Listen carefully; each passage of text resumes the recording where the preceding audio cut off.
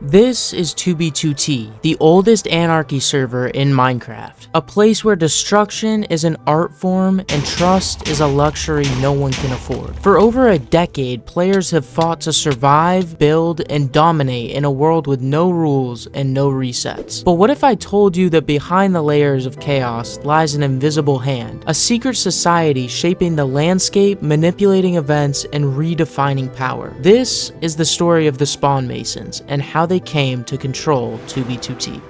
The Spawnmasons first appeared in early 2016. Founded by a player named Hermeticlock in early 2017, they styled themselves after real-world Freemasons, with secret rituals, symbols, and inner hierarchies. What began as a parody group quickly evolved into something far more serious on the server. The Spawnmasons began meeting weekly, crafting elaborate builds and holding secretive ceremonies on the server. But behind the curtain, they were plotting. Their builds were not mere constructions, they were declarations. Every symmetrical arch and cubic monument communicated order in the heart of anarchy. The group began structuring themselves. To become a Spawnmason was to enter a structure within the ranks: apprentice, journeyman, and then master. The new players of the group had to prove themselves through building, loyalty, and secrecy. Meetings were held throughout the server in elaborate bases called lodges, and each lodge had a ritual chamber. The members wore custom skins, and their influence was growing in the shadows. The meetings weren't just roleplay to the new Spawnmasons, they served to reinforce the ideological loyalty of the group. Members would construct symbolic totems, perform chants, and participate in ritual griefs where an enemy base would be ceremoniously destroyed. To outsiders, the traditions may have looked eccentric, but within the group, they created a spiritual-like cohesion between members.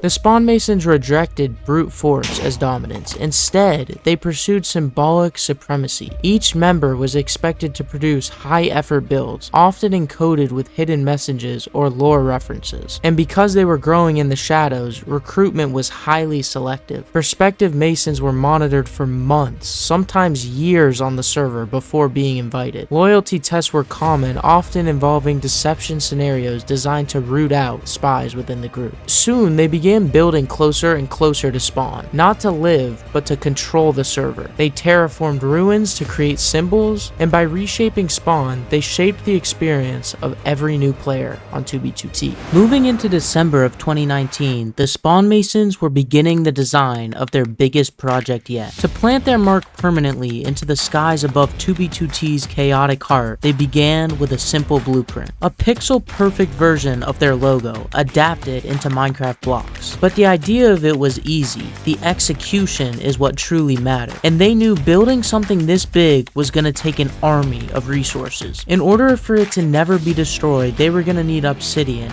Millions of obsidian. But on a server like 2b2t, gathering resources isn't just about mining, it's exploiting. And during the time the logo was built, multiple dupe glitches were still active. By using exploits like the donkey dupe and the chunk dupe, the Masons mass-produced everything they needed, storing millions of blocks in portable shulker kits. Once they had the materials they needed, the real operation began. The logo would be placed directly over 00 at spawn, creating a massive shadow over the already decimated landscape.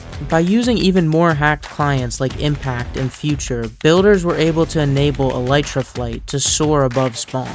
They also used Baritone, an automated building bot, which followed the loaded schematic to place blocks perfectly, while FreeCam scouted any threats in the distance. Some players even used Schematica's printer mode, letting them auto-place blocks at inhumane speed. Even hundreds of blocks in the air, danger was always constant. Players tried to shoot them down, withers were launched in the sky, but the Masons were ready. They used stuff like anti-knockback, no-fall, and auto-totems to stay alive. Some of the army even baited attackers into the sky traps, using scaffolding hacks and auto-crystal PvP to hold the skies. Fast forward all the way till today, and the logo still stands, hovering over every new player who dares to join. Moving later into June of 2020, everyone was in lockdown. The entire world was was online, and the Spawnmasons of 2b2t were no different. So the Masons decided to begin construction on their largest and most protected base of all time, the Skymasons. A soon-to-be base floating in the sky, designed as a sanctuary for only their highest-ranking members. This wasn't just a place to store loot, it was a spiritual stronghold, a temple in the clouds. Building a base like this on 2b2t isn't just about placing blocks, it's about avoiding everyone else on the server, because as every player on 2b2t knows, a simple misstep can be the instant demise of any base. The Skymason's base was constructed hundreds of blocks in the sky, completely detached from the ground. No terrain edits, no portals on the surface, no beds, and nothing to trace. They used hack clients like Future, Impact, and Inertia to build and automate block placement of the base. Coordinates were restricted to only the most trusted Mason members. Access required multiple nether hub jumps, decoy portals, and alt accounts posing as random travelers. Even map art, travel logs, and beds were banned from the area, and chunk visibility was minimized. The base was never streamed, never leaked, and never even rendered on a world download until it was. Despite all the precautions the group made, in October of 2022, the Skymason base was found and destroyed by a group known as the Fifth Column. Rumors say it was leaked internally, others blame coordinate exploits, but some claim it was betrayed by an alt account left idle in the nether. Soon after the base's coordinates were leaked, the base was attacked and griefed by the rival players. Lava began pouring from the sky, and the building were shattered, altars desecrated, and the Spawnmasons' floating temple was erased from the heavens and the clouds. The Skymason's base didn't last forever, but even today, veteran players on the server speak of it in hushed tones, a holy place now lost, but one of the most protective builds in 2b2t history. Moving into the later years of the group, the Spawnmasons began building more and more structures within the Spawn region. The Spawnmasons would often construct statues of their leaders right outside the Spawn portal. Players logging in would almost immediately be confronted with enormous faces carved in obsidian. It was a show of force at Spawn, but one wrapped in artistry. They built these constructs quickly and strategically, often under cover of night or during major server events where the attention of the players was diverted. Their ability to operate unseen became part of their mystique, but they didn't just live in Spawn. They manipulated it like an artist with a canvas of ash and lava. On 2b2t, throughout its long history, information has always been power. We've seen it in things like the no-com exploits or even the use of hacked clients, and the Spawnmasons had plenty of it. During the notorious backdoor era of 2016 and 2017, exploits like the no-com allowed players to see the coordinates of other players simply by triggering chunk loads. Many believe that the Masons either had access to this software or at least benefited from these exploits. The group that created the no-com exploit gave users the ability to surveil the entire map of Minecraft.